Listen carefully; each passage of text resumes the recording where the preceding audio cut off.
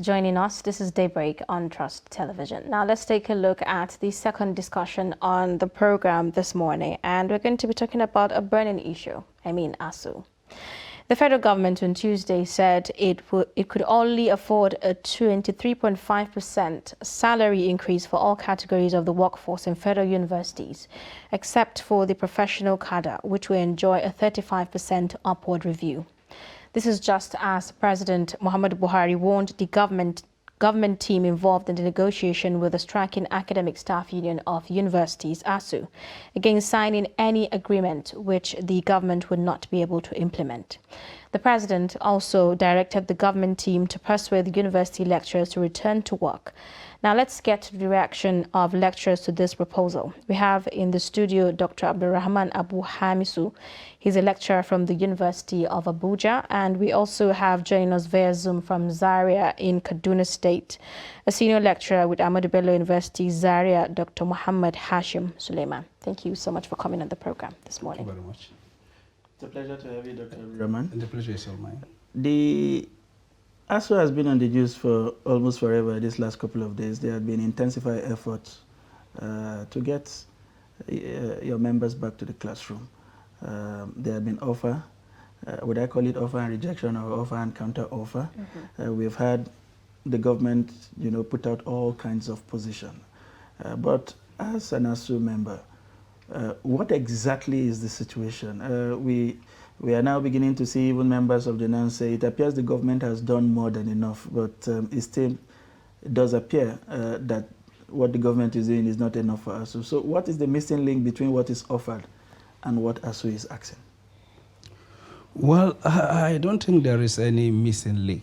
What we're seeing is a union that is organized, well organized, and that is using its position to its own advantage, irrespective of whatever the country is going through or whatever people are feeling.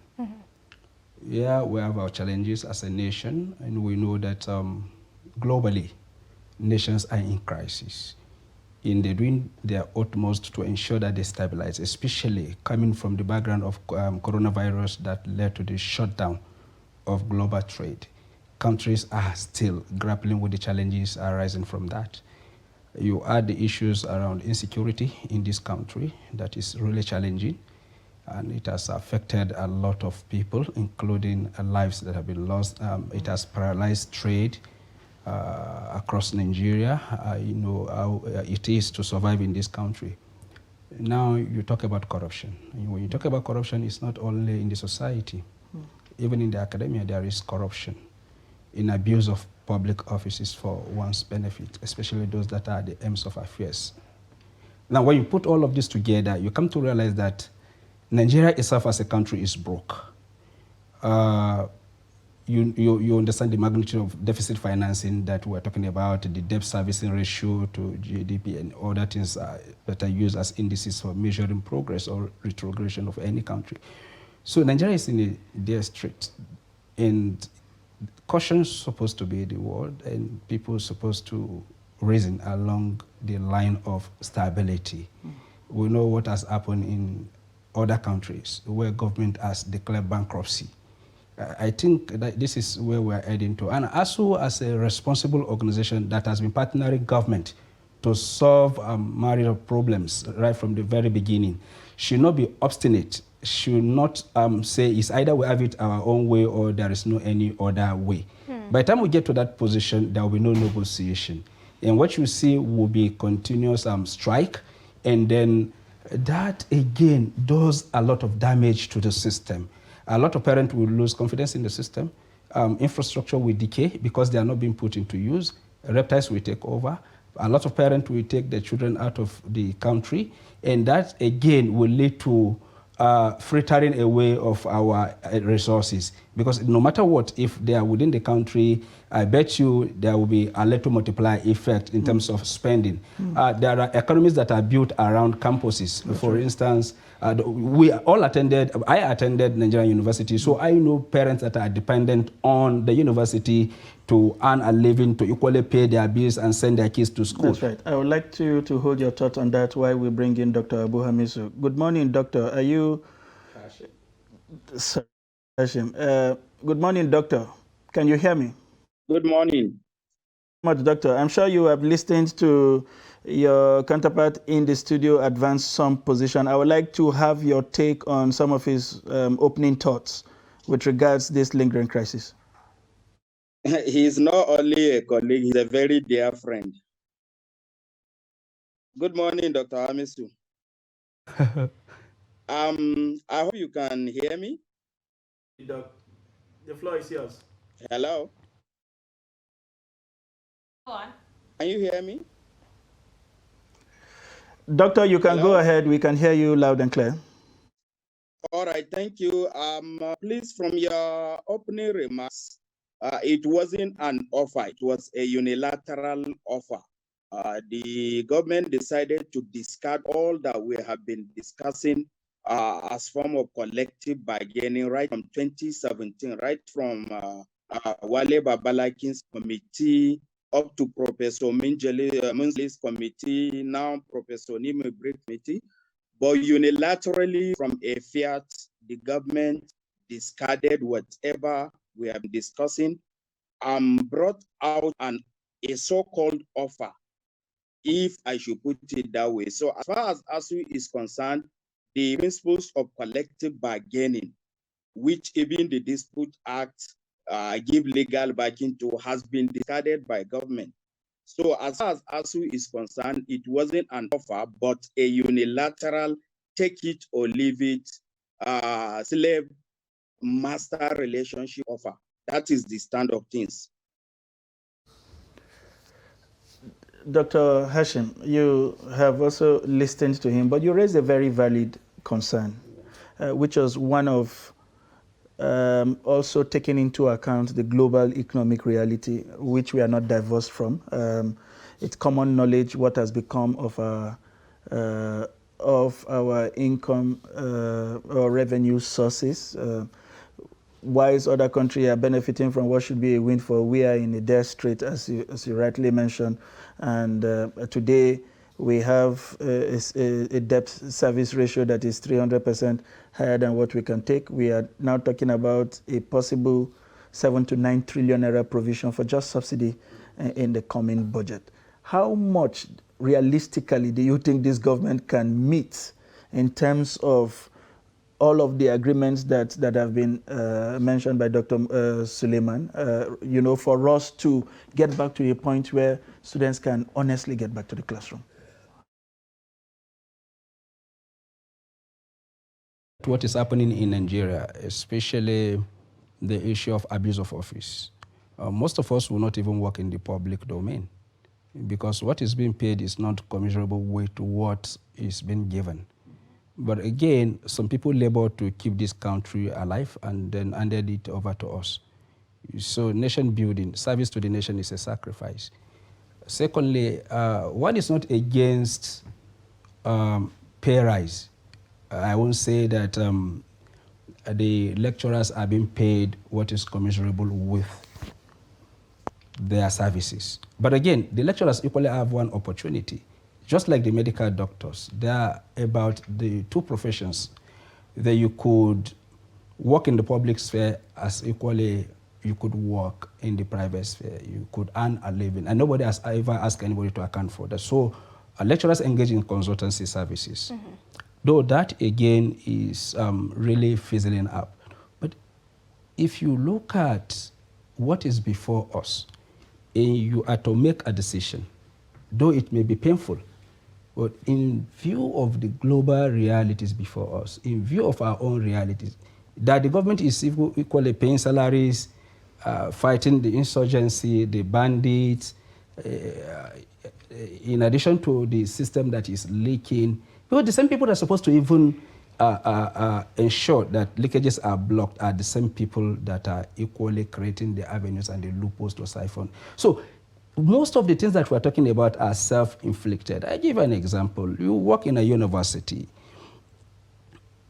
The last time we were on NTA, my senior colleague did mention that he went to a university where a department has just 5 microscopes for, say, 100 or 200 students. But again, the VC of such university is riding a car of 10 million. It's a matter of priority. All the the principal officers, nobody is riding a car that is below 5, 7, 10 million.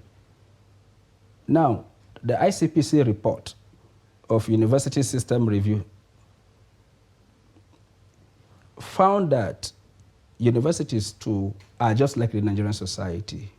They're afflicted with all the vices that we're talking about. So what you are having is even a bottomless pit. So you sink money into it, you don't have the desired impact. Now, as a lecturer, you pay for a publication. As a lecturer, you sponsor yourself through MSc. As a lecturer, you sponsor yourself through PhD. If you're lucky, you get the support of TED Fund, which sometimes is not even enough. Now, if you want to put all of this into consideration, I bet you will not even lecture. But lecturing, teaching, like personal enterprise, is something that has to do with sacrifice. Right. Because if you look at the quantum of hour you put into research, to teach, and community service, you won't really want to do that. But one of the things that is always gratifying to us is meeting somebody on the way and the person acknowledges what you've done in his life. And the person will come and say, "Good afternoon, sir. You didn't remember me, but you were my lecturer at ABU or in JOS, or I'm currently in so place." That is gratifying to know that your students are like Dr. Hashim. Most of the times on Facebook, a student come back to say, "Thank you for all that you've done for us. I'm in so place. It's due to your grooming." That you are adding value to the people, to the society. That is gratifying. Is something that is it. And as an intellectual, you may have a valid point, you may have all it takes to embark on a course of action. If the timing is wrong, the sympathy will not be there. And I think this is what is happening now, because the country is undergoing a lot. Now, before you know it, I think there are reports that, which of the workers in the petroleum sector are planning another strike. Right. And then by the time they go on strike, they are demanding, and that is why most of our colleagues that are with us, by the time they enter government, they turn this way, because what they are saying in government is different from what they were saying when they were outside. And that is why some people are saying that they are surprised that the Minister of Education, that was a staunch supporter of ASUU, is now against ASUU. I think that equally calls for a concern. Now let's get Dr. Hashim's perspective as well. Dr. Hashim, if you can hear me. Now, President Muhammadu Buhari has warned the negotiating team not to promise anything that the federal government cannot be able to implement. Don't you think this is also responsible, for stalling the negotiation process? Please let me use like 30 seconds to react on the corruption in the universities. It is part of why we are on this current strike.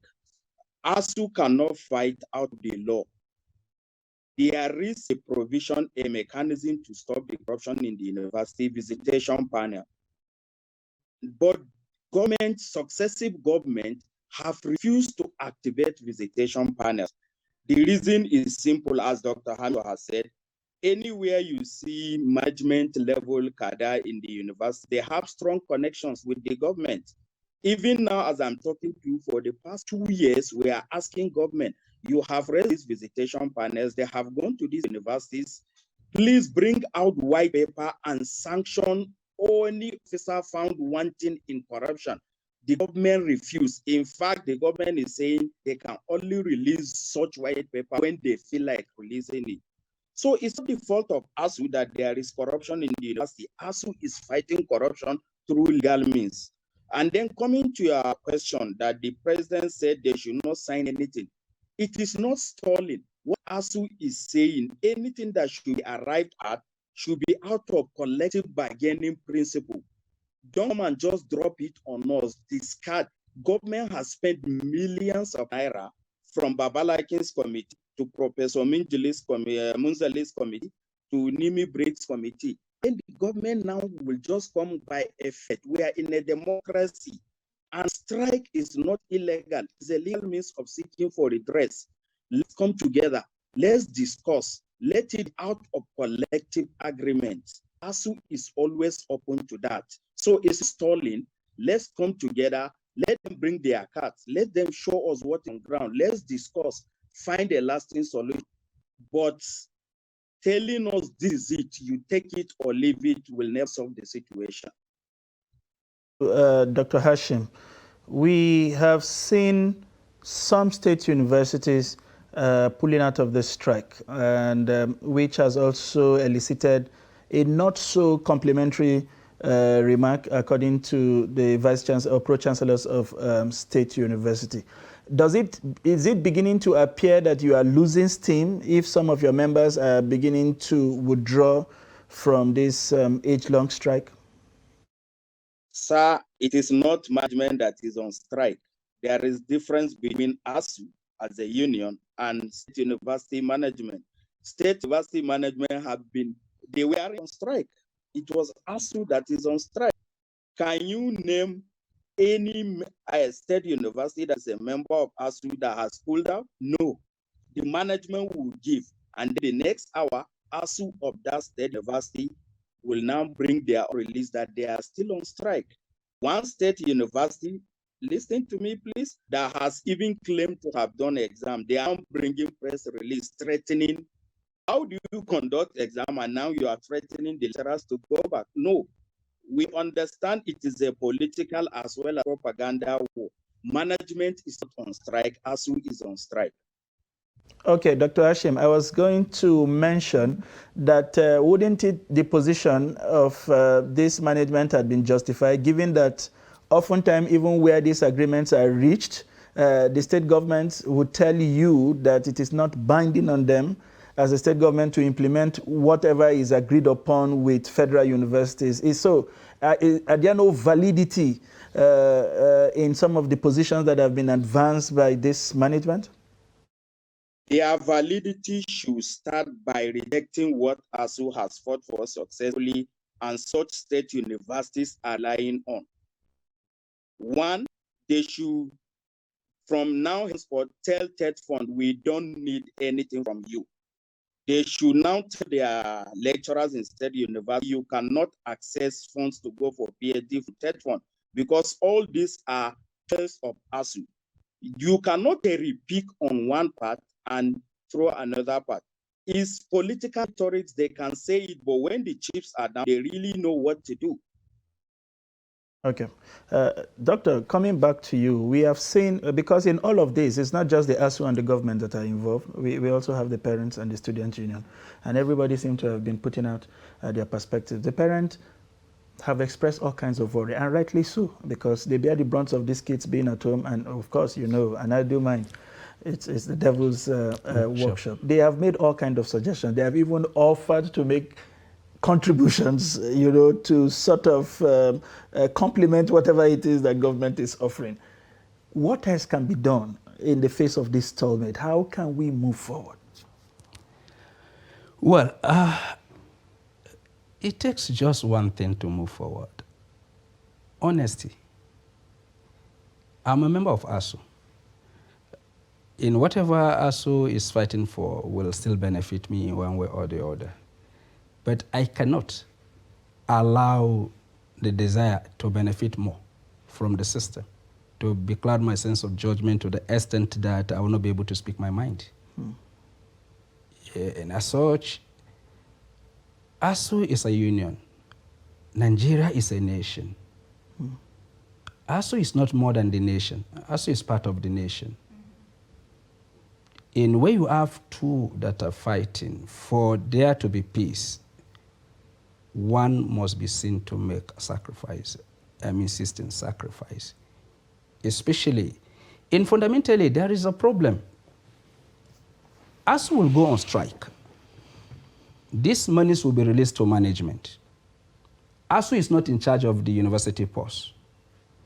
And ASUU has never constituted any team to monitor how these funds are utilized. A university that will tell ASUU members no money for grant, research grants, is paying on academic staff over time, paying extra codes to management staff, traveling abroad for all sorts of conferences, whereas the people that supposed to enjoy all of this in their determination to produce and disseminate knowledge are left in the coolers. It is in this country that the wives of vice chancellors wanted to go to Dubai for an international conference. Okay. And I and my colleague can barely travel to University of Ibadan for conferences. But the wife of vice chancellors are going to Dubai for international conference.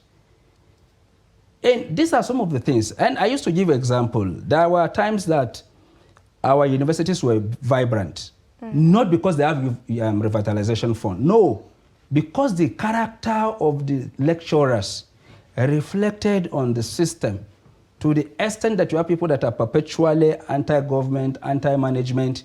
Those were the people that made the system to work. And that is why if you mention a lot of universities, there are names that are synonymous to that struggle. For instance, if you mention Professor Jega, you mention Claude Ake, you mention people like Bala Usman, people like Professor Bangura, Patrick Wilmot. I'm mentioning those from ABU. These were the people that made the system to work. Not, and I continue to say, without the character that will propel development in our universities, I bet you if you give Nigerian universities 1 trillion, 2 trillion, it's just a matter of time we will all go back to strike. Oh, that's a sad news, I must say.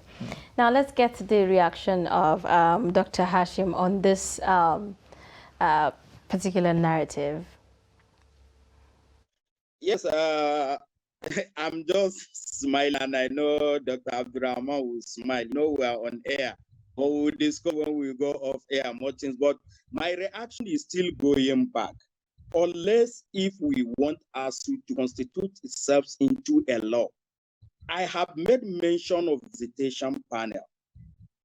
You release money to universities, and the law establishing the universities said the visitor, if it is a state, the governor is the visitor. If it is a federal university, president is the visitor.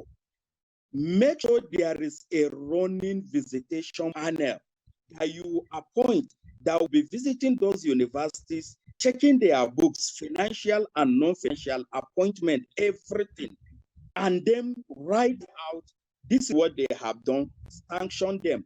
Government said they will not do until ASUU goes on strike.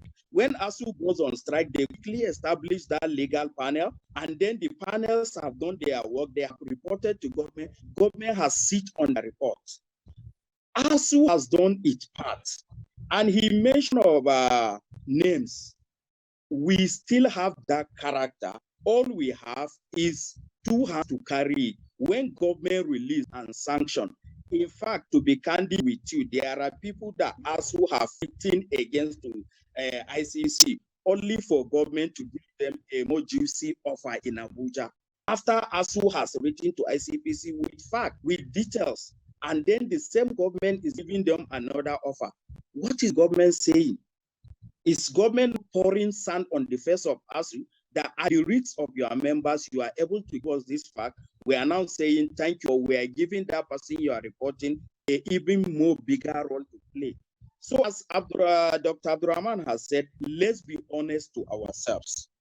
When the government is honest, I think every other person will fall in line and we should have a leeway out of it.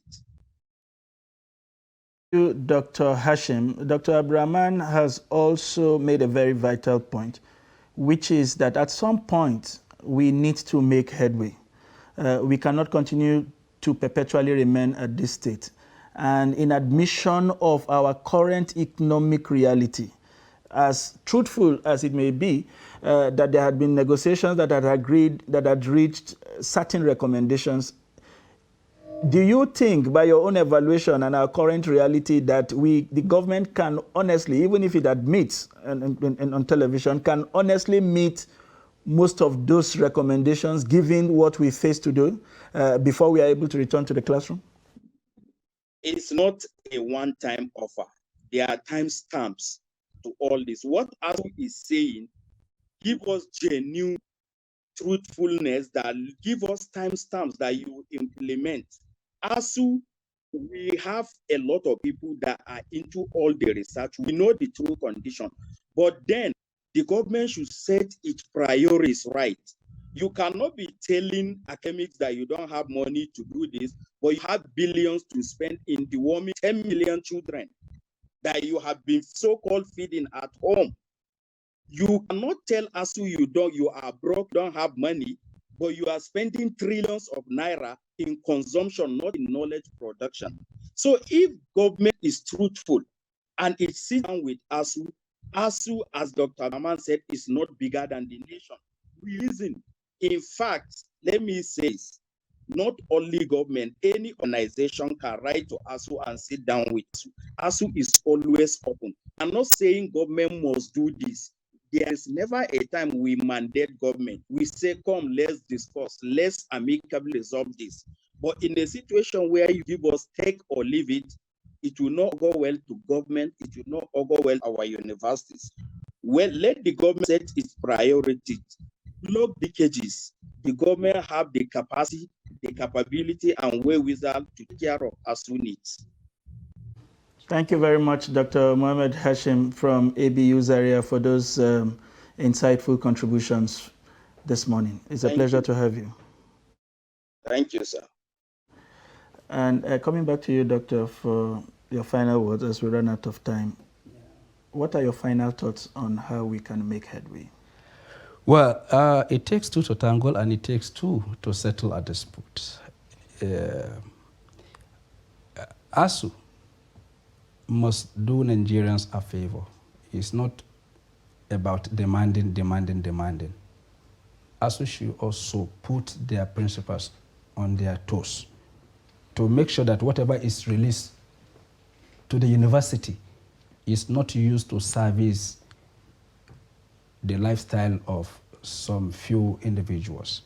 And ASUU members too should not mislead the government, because ASUU members are responsible for accreditation, and we know what they do to ensure that they get accredited even when they don't have the required staff strength, just to keep the departments open. Right. The visitation panel that we're talking about, we know how they do it, including the reports that are submitted. Some of them are not genuine.